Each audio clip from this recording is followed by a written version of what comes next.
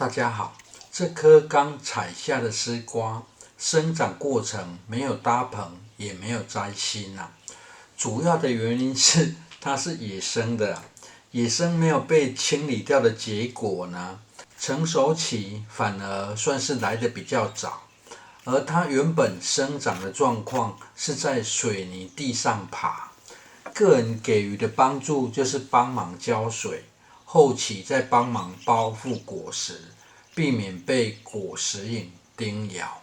因为要进入比较多雨水的季节了，所以种植会优先选择地势高的位置，降低土壤湿黏造成的困扰。再者就是有水泥地板容易走踏的空间为主。现在看到墙外就有水源可以使用，算是方便。不过现在位置是除役后的旧猪舍了，因为去年产值超人的那个台风呢，大量瓦片滑落到外面的河道里，也是清理了好久，才让瓦片回到每个隔间的地面上。而墙外河道的方向是西边，打算开始拉棚，将太阳西晒的问题做个缓解。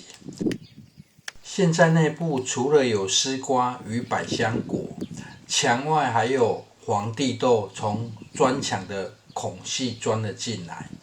利用铁丝拉好上层可攀爬的空间后，这几种作物就都会先拉到棚架上，有了遮阳效果后，才来调整下方的种植空间。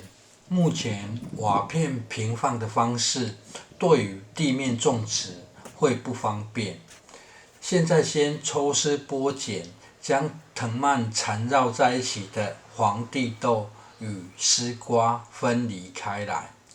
比较快速的方式是可以采用直接修剪不过为了呈现丝瓜没有摘心，主蔓会很发达的生长状况，就只能慢慢解开。另外也是方便让即将成熟的丝瓜保留下来。这重新上棚，等恢复生机后，要修剪才修剪。爬藤瓜果类种植时，通常会做摘心的动作。习惯的说法是要加速侧蔓生长出来，这样可以有更高的产量。不过比较少提及的摘心，去除顶芽优势的另一个效果，这可以让单株作物生长的范围更为集中顶芽优势没有去除的话，很容易变成一字长蛇阵的走法，一直往前走除非想要慢慢拉着它走，不然做摘心的动作，集中生长会比较理想。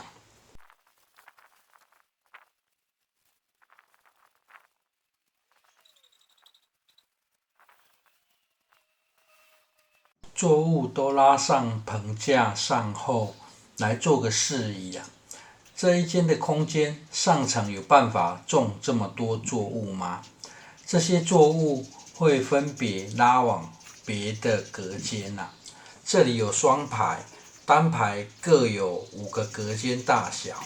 下方原本缠绕在一起的藤蔓，先分离后，再做个简单修剪。接近地面的叶片摘除后，就更单纯了。而藤蔓类的作物通常野性比较大，藤蔓折到只要给个几天，就可以恢复生气了。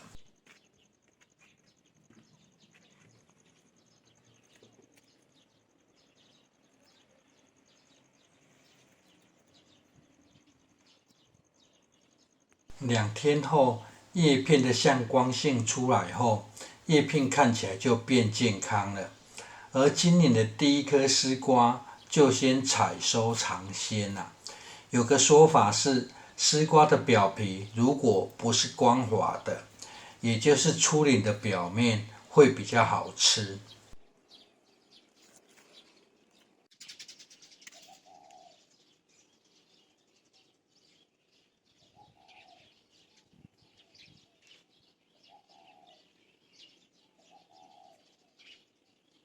最后地面瓦片的部分已经立起来了，重新调整土质后，撒上不同品种的小白菜，等生长出来再一起分享。